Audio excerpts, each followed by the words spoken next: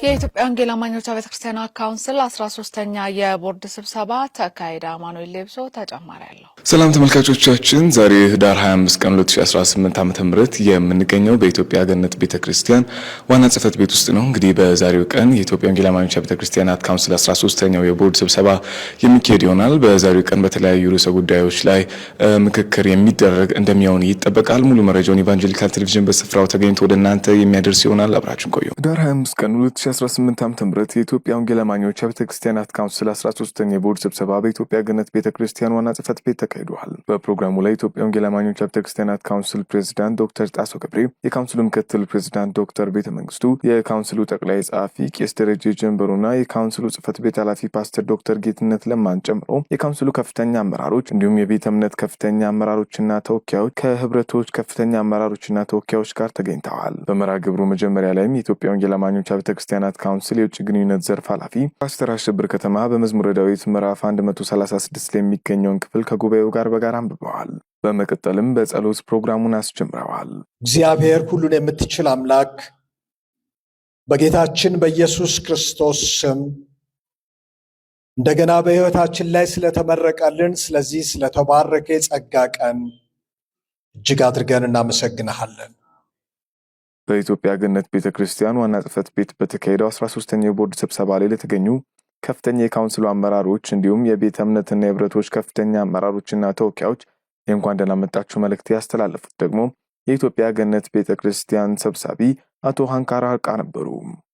እጅግ የተከበሩ የኢትዮጵያ የወንጌል አማኞች አብያተ ክርስቲያናት ካውንስል ፕሬዝዳንት ዶክተር ጣሶ ገብሬ፣ የተከበራችሁ ምክትል ፕሬዝዳንቶች፣ የተከበሩ ጠቅላይ ጸሐፊ ቄስ ደረጀ ጀንበሬ፣ የተከበራችሁ የሥራ አስፈጻሚ አባላት እና የቦርድ አባላት እንኳን በሰላም ለ13ኛው መደበኛ የቦርድ ስብሰባ በሰላም መጣችሁ እያልኩ ይህን ስብሰባ የኢትዮጵያ ገነት ቤተክርስቲያን እንድታዘጋጅ ካውንስሉ እድሉን ስለሰጠን እጅግ በጣም አድርጌ በራሴና በኢትዮጵያ ገነት ቤተክርስቲያን ስም ምስጋናዬን እያቀረብኩ በሙሉ ደስታ ይህንን ስብሰባ ለማስተናገድ የተዘጋጀን ሲሆን ሁላችንም በቀጣይ ዘመን ታላቁን ተልዕኮ ለማሳካት እና ታላቁን ትእዛዝ ለመፈጸም ልብ ለልብ ተያይዘን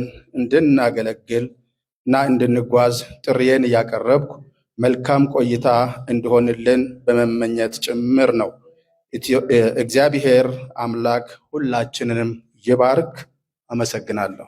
የእግዚአብሔርን ቃል የኢትዮጵያ ቃለ ሕይወት ቤተክርስቲያን ምክትል ፕሬዝዳንት አቶ ዳንኤል ጫኬቦ ፊልጵስዩስ ምዕራፍ 2 ላይ ያለውን እግዚአብሔርን ቃል መሰረት በማድረግ አካፍለዋል። በክርስቶስ ኢየሱስ የነበረውን ሐሳብ እናሳድግ። የመጀመሪያው ለአንድነት እንትጋ። በጸሎት በትህትና ሌሎችን በማስቀደም እንትጋ። ሁለተኛው ራስን ባዶ ማድረግን እንማር።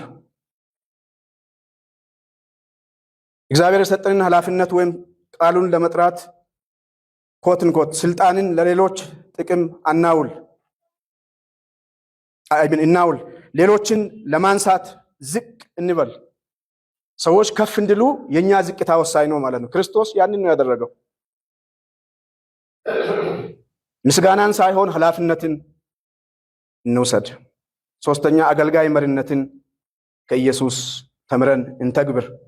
በስያሜ ሳይሆን በምሳሌ እንምራ።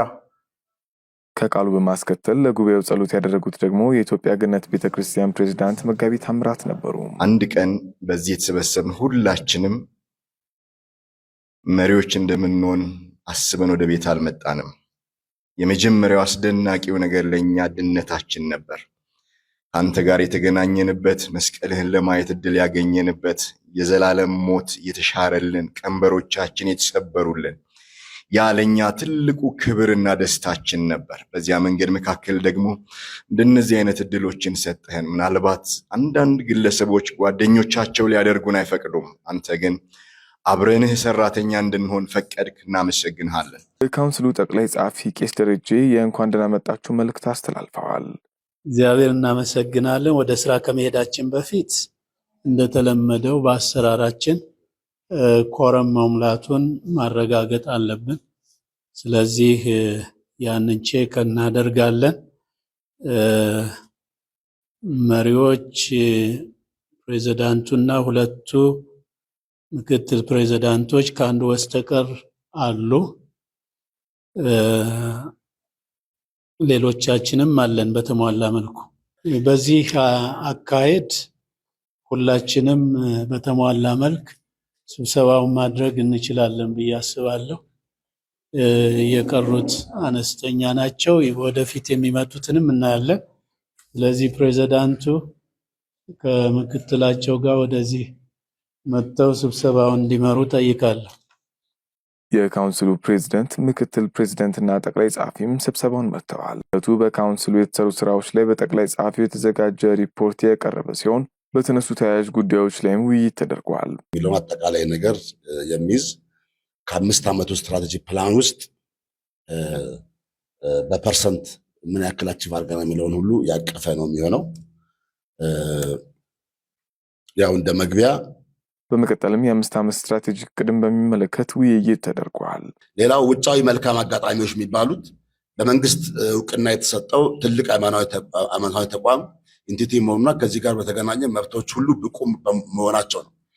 አሁን ከዚህ ቀደም ያው ታውቃላችሁ የስራ ፈቃድን መስጠት ውክልና አስመልክቶ ሰላም ሚኒስቴር ነበር የሚጽፍልን እና እንግልትም አለው፣ ቀላል የማይባል እንግልት አለው።